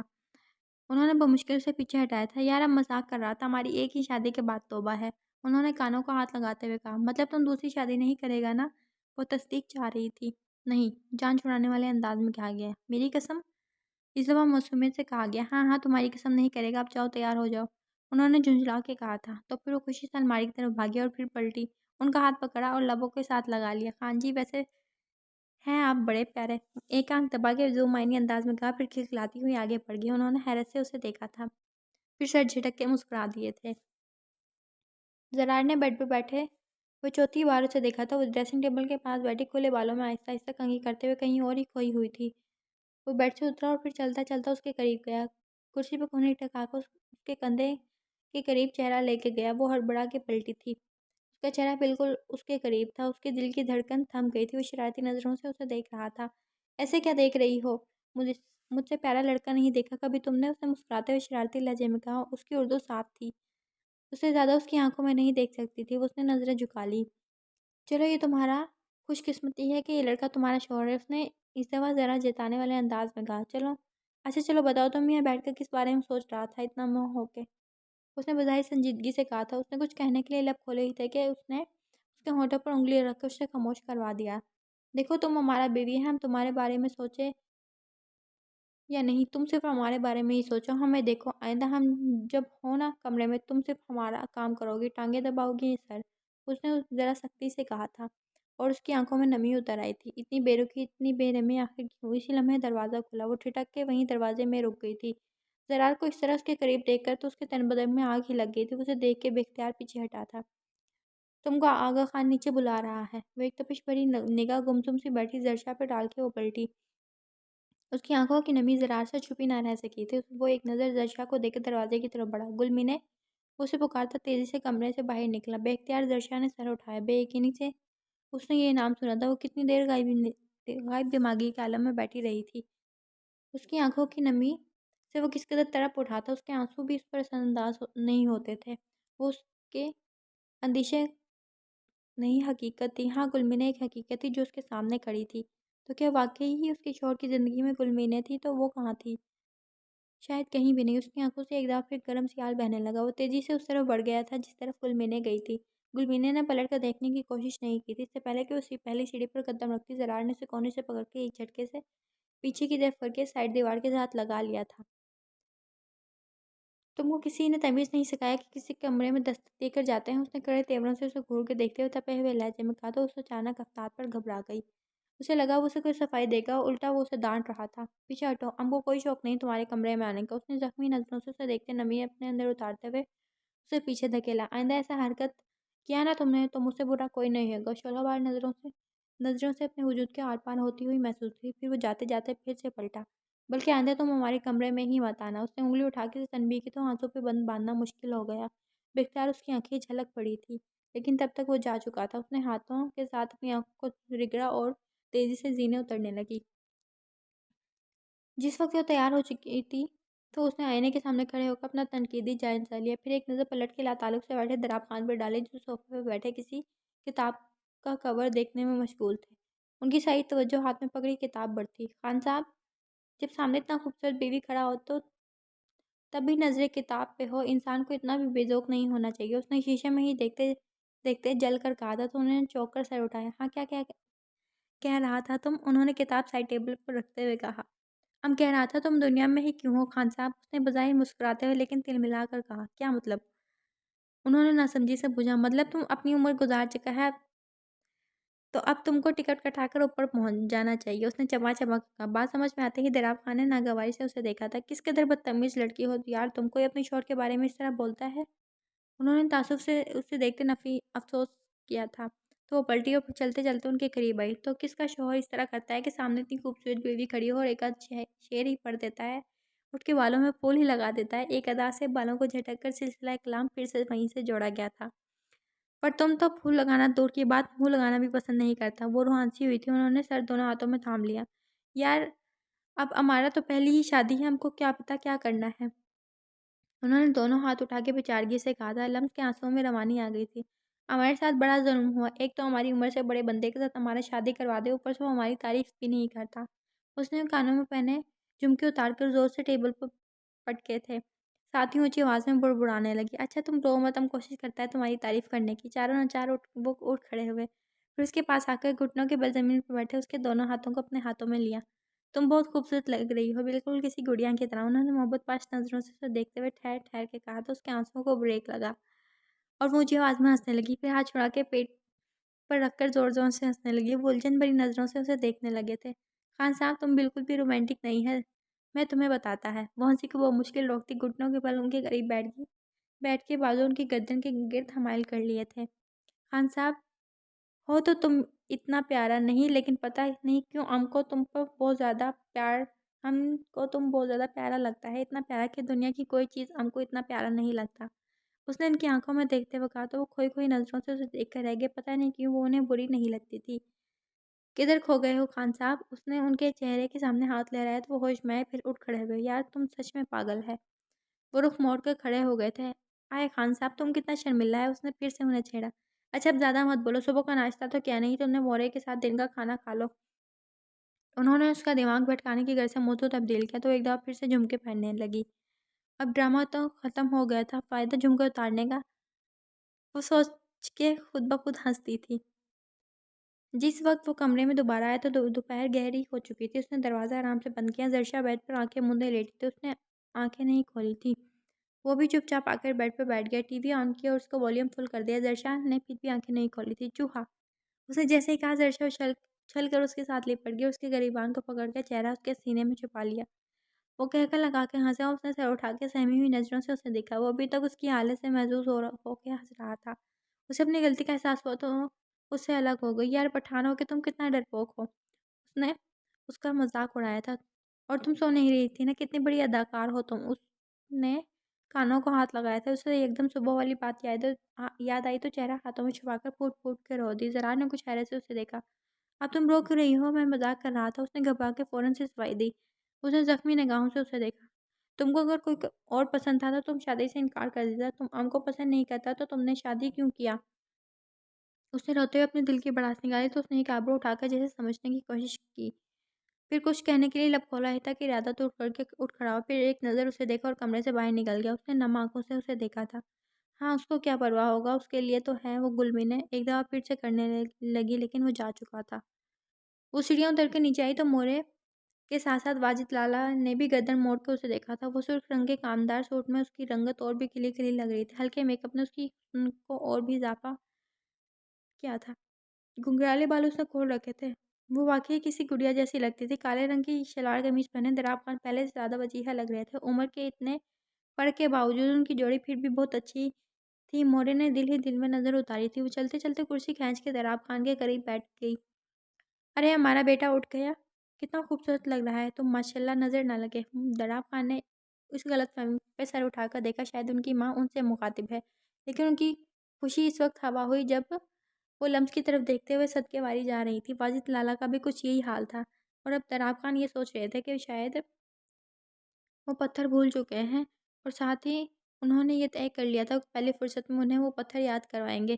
یہی حال رہا تو ان کی پوزیشن تو بالکل نہیں رہے گی اس گھر میں۔ آخری امید صرف انہیں اپنی بھابھی سے تھی جو چپ چاپ کھانا کھانے میں مصروف تھی۔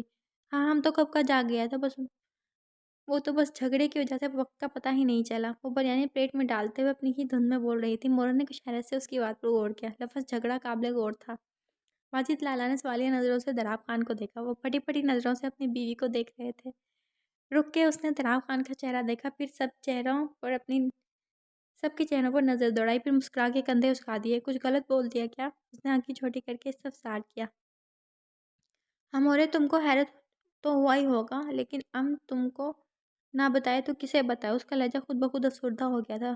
تم کا بیٹا بالکل بھی رومانٹک نہیں ہے، اس نے بھرپور احتجاج کیا تھا۔ موڑے تو کہیں لفظ رومانٹک میں ہی اٹک گئی تھی۔ البتہ واجد لالا نے شرم سے سر ہی جھکا لیا تھا۔ دراب خان نے بے چینی سے پہلو بدلا تھا اور آمنہ بھابھی کو منہ سے کے منہ سے نوالا نیچے گر گیا تھا۔ ہم تم کو سمجھاتا ہے، اب جیسے تمہارا شوہر جب زندہ تھا تمہارا ہاتھ پکڑتا ہوگا، تم کو دیکھ کے پشتو گانے گاتا ہوگا، شاعری سناتا ہوگا۔ تم کا بیٹا تو بالکل بھی ایسا نہیں ہے، نہ ہمارا تعریف کرتا ہے، نہ ہم کو دیکھ کے گانے گاتا ہے، نہ شعر پڑھتا ہے۔ ان کے لہجے پہ الجھن محسوس کر کے کسی کو خاطر میں نہ لاتے ہوئے اپنی بات جاری رکھی اس نے۔ بھرپور دکھ بڑی اسپیچ نے مورے کو چپ کروا دیا تھا۔ انہیں تو اتنا اندازہ تھا کہ لڑکی بہت بولتی، لیکن اس قدر فضول بولتی انہیں آج اندازہ ہوا تھا۔ واجد لالا اٹھ کھڑے ہوئے تھے۔ ان کے جانے کے بعد دراب خان نے کی شکوہ نگاہ اس پر ڈالی تھی جو بڑے فخر سے مسکرا رہی تھی۔ پھر سے غلط بول گئی، یہ نہیں بولنا تھا؟ اس نے معصومیت سے استفسار کیا تو انہوں نے نفی میں سر ہلایا۔ اچھا ہم پھر سونے چلتا ہے، ایک دفعہ ہی رات کو کھانا کھائے گا اب۔ ایک ہاتھ سے جمائی روکتے ہوئے کسل مندی سے اٹھ کھڑی ہوئی۔ دراب خان تمہارا بیوی کس قدر بے باک ہے، ہم کو یقین نہیں آتا، یہ بھی پختون خاندان سے ہے۔ آمنہ بھابھی نے اس کے جانے کے بعد کانوں کو ہاتھ لگاتے دراب خان کو باور کرایا تھا، تو وہ مورے سے نظریں چراتے ہوئے شرمندہ سے مسکرا دیا۔ لمس ان کی بیوی تھی۔ اس وقت سب سے پریشان کن بات یہی تھی۔ موسم آہستہ آہستہ اپنے رنگ بدل رہا تھا۔ اکتوبر کے اوائل دنوں میں یہ بارشوں کا سلسلہ شروع ہو چکا تھا۔ آج بھی آسمان پر بادلوں کا راج تھا، اس کے باوجود بارش نہیں برس رہی تھی۔ موسم ضرور خوشگوار ہو گیا تھا۔ اس نے ٹیرس پر کھڑے ہو کے ایک نظر بادلوں سے ڈھکے آسمان پہ ڈالی۔ آسمانی رنگ کی قمیص شلوار اور سفید دوپٹے اوڑے کسی گہری سوچ میں گم تھی۔ لمبے ریشمی بال کمر پر جھول رہے تھے۔ اسے محسوس ہی نہیں ہوا کب اس کے پیچھے آ کے کھڑا ہو گیا۔ ایک ہاتھ ریلنگ پہ ٹکا کے وہ گہری نظروں سے اس کا چہرہ دیکھنے لگا جو کہیں اور ہی کھوئی ہوئی تھی۔ اس نے گلا کھنکھار کے اس کو متوجہ کیا تو وہ چونک کر پلٹی اور شرارتی نظروں سے وہ اسے ہی دیکھ رہا تھا۔ سرشا نے آنکھیں چھوٹی کر کے سوالی نظروں سے اسے دیکھا۔ تم کہاں کھوئی رہتی ہو؟ اس نے چٹکے بجاتے ہوئے کافی خوشگوار لہجے میں اس سے پوچھا۔ اس نے کوئی جواب نہیں دیا۔ سرشا نے نوٹ کیا اس کی اردو بھی بہت صاف ہے اور جب بھی اردو بولتا تو اس کا لہجہ اجنبی نہیں لگتا تھا۔ ہم کو لالا کی طرف جانا ہے، اس نے اسی طرح نظریں جھکا کے دھیمی آواز میں کہا تو وہ اس کی لمبی پلکوں میں کہیں کھو کر رہ گیا، اور جب بولا تو جواب بھی توقع کے برعکس آیا اور لہجہ بھی نرم تھا۔ کیوں تمہارے شوہر کے ساتھ کانٹے اگ گئے ہیں کیا جو تم اپنے شوہر کے پاس نہیں رہنا چاہتی؟ مسکراہٹ دبائی اس نے شوق لہجے میں زمانی انداز اپنایا تھا۔ اس کا موڈ آج بہت ہی اچھا تھا۔ ہاں گلمینے کے ساتھ کر کے آیا ہوگا ملاقات، اس نے سوچ کے ہی اندھیرے اندھیرے ایک بار پھر کر رہ گئی۔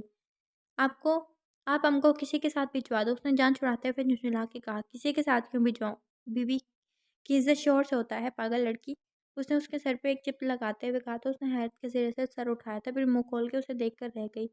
کیا بہت ہینڈسم لگ رہا ہوں میں؟ وہ مسکراتے ہوئے شوق ہوا۔ دیکھنا تم اب ہمارا گال ہی مت چوم لینا، گلے ہی نہ لگ جانا۔ وہ اس کے گلابی ہوتے گالوں سے ہز اٹھاتے ہوئے اسے چڑھا رہا تھا۔ وہ فوراً سے سر جھکا کر اندر کی طرف چلی گئی۔ پیچھے زرار کا قہقہ بلند ہوا تھا۔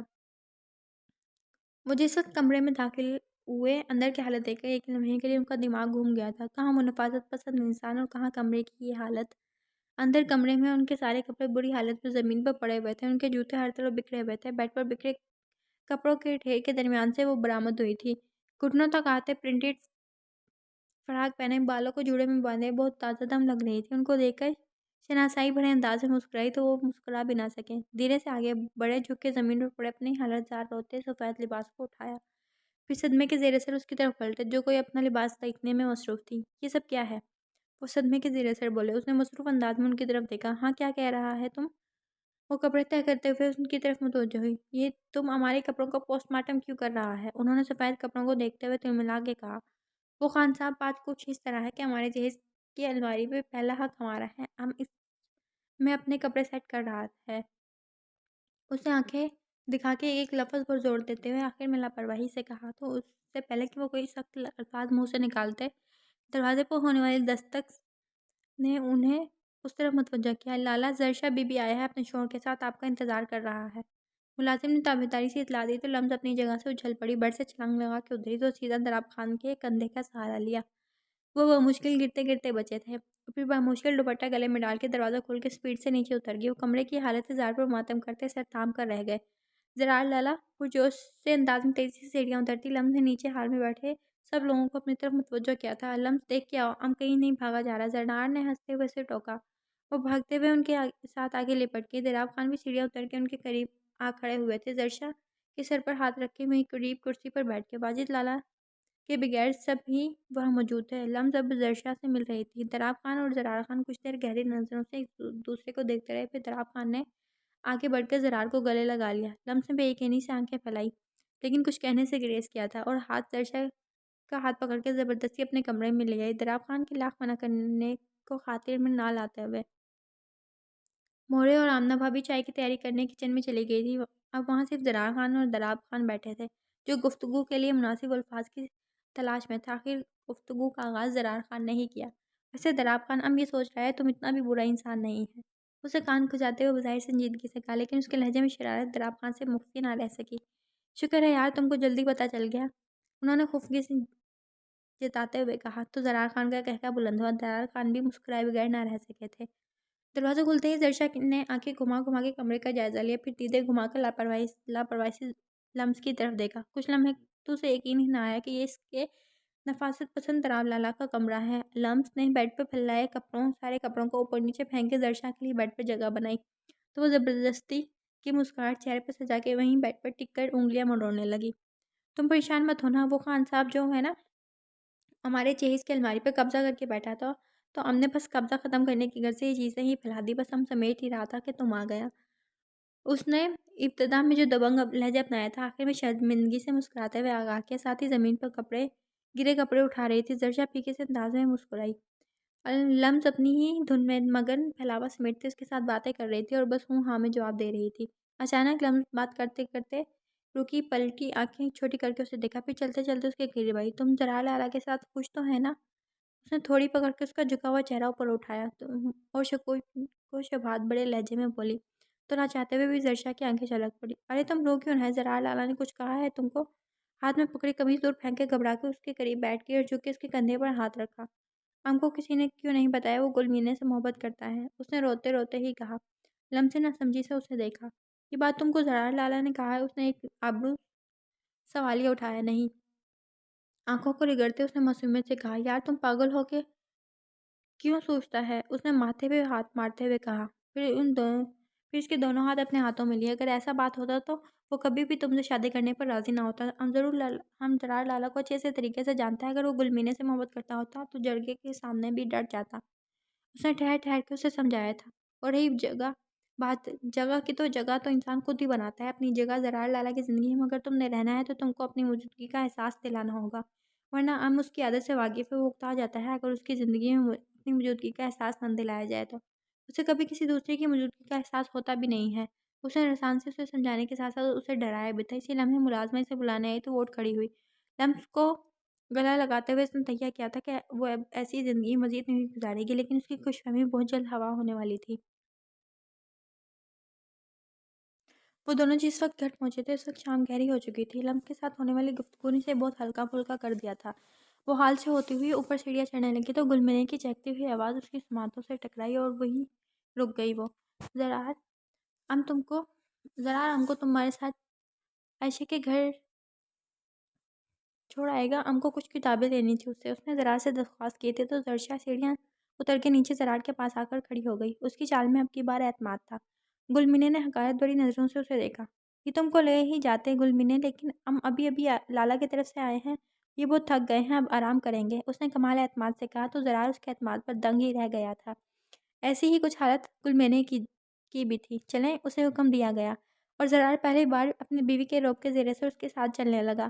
گلمینے تپش بھری نظروں سے انہیں جاتا ہوا دیکھتی رہی۔ ہلکا ہلکا اندھیرا کمرے گھپ اندھیرے میں بدلا تو یہ حویلی نما گھر بھی اندھیرے میں ڈوب گیا۔ اندر پورا گھر روشن تھا۔ آغا جان کے کمرے میں اسفند خان اور شراز خان حساب کتاب میں مصروف تھے۔ پلوشا بھابھی کے کمرے میں اس گھر کی دونوں بہویں مورے اور گلمینے معمول کے مطابق گپ شپ میں مصروف تھی۔ سامنے ڈرائی فروٹ کی ٹرے، مختلف خوش میوہ اور قہوے سے بھرا قہوہ پڑا تھا۔ گلمینے کسی گہری سوچ میں گم تھی، بے دلی سے اس محفل کا حصہ بنے ہوئے تھی۔ اوپر کے پورشن میں بھی کمرہ اسی طرح روشن تھا۔ بیڈ کے ساتھ ٹیک لگا کے بیٹھا سرار خان بڑی گہری نظروں سے اسے دیکھ رہا تھا، جس کے چہرے پر معمول سے ہٹ کر بہت سنجیدگی تھی۔ الماری میں سے زرار کے نئے استری شدہ کپڑے نکال کر لٹکایا اور خود بیڈ پر بیٹھ گئی تھی۔ سائڈ ٹیبل پر ایک کتاب اٹھا کے پڑھنے لگی۔ وہ مکمل طور پر زرار کو نظر انداز کر رہی تھی اور یہ بات وہ محسوس کر چکا تھا۔ شوہر سے بات کرنے سے گناہ تو نہیں ہوتا؟ سامنے ڈریسنگ ٹیبل کی طرف دیکھتے ہوئے مسکراہٹ دبا کے سنجیدگی سے کہا تو اس نے کتاب پر سے نظریں اٹھا کر اسے دیکھا، بولی کچھ بھی نہیں۔ اس دفعہ پھر سے کتاب کی طرف متوجہ ہو گئی۔ کیا ہے اس کتاب میں جو مجھ میں نہیں ہے؟ اس کے ہاتھ سے کتاب چھینتے ہوئے اس نے ناک چڑھا کے کہا تو وہ محض اسے گھور کر رہ گئی۔ ٹانگیں دبا دوں آپ کا؟ بظاہر سادگی سے پوچھے گئے سوال کے پیچھے اچھی خاصی چوٹ تھی۔ اس نے ایک نظر اسے دیکھا۔ بات کے سمجھ آتے ہی اس نے ایک زوردار کہکا لگایا۔ نہیں، آج ہمارا فرمائش تھوڑا مختلف ہے، بولو مانے گا تم؟ اس نے آنکھوں میں شرارت لیے اس سے پوچھا تھا۔ اس نے سوالیہ نظروں سے اسے دیکھا۔ آج جس طرح تم نے گلمینے کے سامنے ہماری جگہ جواب دیا، دوبارہ ایسے نہ کرنا، ورنہ ہمارا تو سارا رعب ہی ختم ہو جائے گا۔ سب ہم کو زن مرید کہہ کر پکارے گا۔ اس نے معصومیت چہرے پر سجا کے بیچارگی سے کہا تو وہ دانت پیس کے رہ گئی۔ اس کے بدلتے تاثرات سے وہ لطف اندوز ہو رہا تھا۔ ہاں، ہم کو پتہ ہے آپ کو بہت عزیز ہے نا وہ؟ آپ کیوں چاہے گا کہ کوئی بھی اس سے کچھ بولے؟ اس نے جل کر کہا تو اس نے زرشا کی بات کاٹ دی۔ عزیز نہیں، دل اور جان ہے۔ اس نے مسکراہٹ دبا کے تصحیح کی تو وہ تلملا کے اٹھ کھڑی ہوئی۔ ہماری بلا سے جو بھی ہو، اس نے بظاہر خود کو لاپرواہ ظاہر کرتے ہوئے کہا اور رخ موڑ کر ایک دفعہ پھر بیٹھ گئی۔ ارے واہ یار، کتنے کھلے دماغ کا ہے تم! ہم کو پورا یقین ہے اگر ہم دوسری شادی بھی کر لیں تو تم ہم کو کچھ نہیں کہے گا۔ اس نے خوش ہوتے ہوئے داد دینے والے انداز میں کہا تو وہ دل تھام کر رہ گئی، لیکن بظاہر اپنے تاثرات نارمل رکھتے ہوئے سونے کے لیے لیٹ گئی۔ اس کے بعد اس نے کوئی جواب نہیں دیا تھا۔ وہ تھوڑی دیر اس کے جواب کا منتظر رہا، پھر رخ موڑ کر لیٹ گیا تھا، اس بات سے بے خبر کہ دوسری طرف زرشا کی آنکھیں ایک تواتر سے بہہ کر تکیہ بھگو رہی تھی۔ ٹھیک اسی وقت واجد لالا کی حویلی مکمل طور پر اندھیرے میں ڈوبی ہوئی تھی۔ سب اپنے کمروں میں جا چکے تھے، لیکن دراب خان کا اپنے کمرے میں جانے کا دل ہی نہیں چاہ رہا تھا، کیونکہ وہ جانتے تھے آگے کوئی اور ہی تماشا ان کا منتظر ہوگا۔ لیکن وہ کتنی ہی دیر صوفے پہ بیٹھ سکتے تھے؟ آخری چاروں ناچار انہیں اٹھ کے اپنے کمرے میں جانا ہی پڑا۔ لمس کے شام والے ڈرامے سے وہ بھی اچھے خاصے ناراض تھے، اس لیے وہ دروازہ کھول کے نیچے زمین پر اپنا بستر بچھانے لگے۔ بیڈ پہ بیٹھی لمس کو مکمل طور پر نظر انداز کر رہے تھے۔ وہ کمرہ وہ سمیٹ چکی تھی، پتہ نہیں اس نے ان کے کپڑے کدھر پھینکے تھے، لیکن اب وہ سامنے دکھائی نہیں دے رہے تھے۔ انگلی پر نیل پالش کا برش پھیرتے ہوئے اس نے جانچتی نظروں سے دراب خان کو دیکھا، جو سنجیدگی سے اپنا بستر سیٹ کر رہے تھے۔ وہ دوبارہ سے نیل پالش کی طرف متوجہ ہو گئی۔ وہ بھی سرہانے پہ سر رکھ کر سیدھے لیٹ گئے، آنکھوں پہ بازو رکھ کر سونے کی کوشش کرنے لگے۔ حیرت کی بات یہ تھی کہ لمس نے بھی آج ان سے بات نہیں کی تھی۔ وہ بھی یہ سوچ ہی رہے تھے کہ لمس بیڈ سے چھلانگ لگا کر سیدھا میٹرس پہ آئی تو توازن برابر نہ ہونے کی وجہ سے وہ میٹرس تھوڑا نیچے جھکا، وہ تھوڑا اوپر ہوا اور اس سے پہلے کہ ہڑبڑا کے اٹھ بیٹھتے، لمس نے دونوں بازو ان کے سینے پر رکھ کر چہرہ اوپر ٹکا کر ان کی کوشش ناکام کر دی۔ خان صاحب، ہم کو اپنی غلطی کا احساس ہو گیا ہے۔ ہم کو تمہیں اپنے بیڈ سے بے دخل نہیں کرنا چاہیے تھا، اس لیے ہم نے سوچا تم بیڈ پہ سو سکتا ہے۔ اس نے ان کی آنکھوں میں دیکھتے ہوئے نہایت میٹھے لہجے میں کہا، یار اب تم یہ چاہتا ہے کہ ہم سونے جائیں اور تم ہم کو اٹھا کے نیچے زمین پر پھینکو؟ انہوں نے اکتا کے کہا۔ اللہ نہ کرے خان صاحب، اب اتنا بھی بدتمیز نہیں ہے ہم۔ اس نے آنکھیں ٹپ ٹپا کے کانوں کو ہاتھ لگایا۔ وہ تعصب سے اسے دیکھ کر رہ گئے۔ ہم کو پتا ہے تم کتنے ڈرامے باز ہیں۔ انہوں نے بغیر لگی پٹی کے صاف گوئی کا مظاہرہ کیا۔ نہیں جا رہا تم؟ اس نے حتمی لہجے میں کہا۔ نہیں، دو ٹوک جواب آیا۔ ٹھیک ہے، ہم پھر اسی طرح تمہارے سینے پر سر رکھ کر سو جائیں گے۔ اس نے فوراً سر بازوؤں کے ساتھ لگا کر آنکھیں موند لی۔ اچھا صحیح ہے، اٹھو، اس طرح کیسے سوئے گا تم؟ چلتا ہے ہم تمہارے ساتھ۔ اسے پیچھے کرتے ہوئے اٹھ کھڑے ہوئے تو اس نے بھی ان کی پیروی کی۔ وہ بیڈ پر لیٹ کے ایک پھر سے رخ موڑ گئے۔ اس نے ماتھے پہ بل ڈال کے انہیں دیکھا، پھر کندھے سے پکڑ کر ہلایا۔ انہوں نے شعلہ بار نظروں سے اسے دیکھا تھا۔ تم ہماری طرف رخ موڑ کے سو۔ اگلی فرمائش پر ان کا دل چاہا وہ اسے ہاتھ پکڑ کے نکال دے، لیکن وہ ایسا کچھ نہ کر سکے اور چہرہ اس کی طرف موڑ دیا۔ وہ خوشی سے لیٹ گئی۔ تھوڑی ہی دیر میں دراب خان گہری نیند میں تھے۔ اس نے مسکراتے ہوئے ایک نظر انہیں دیکھا اور پھر سائڈ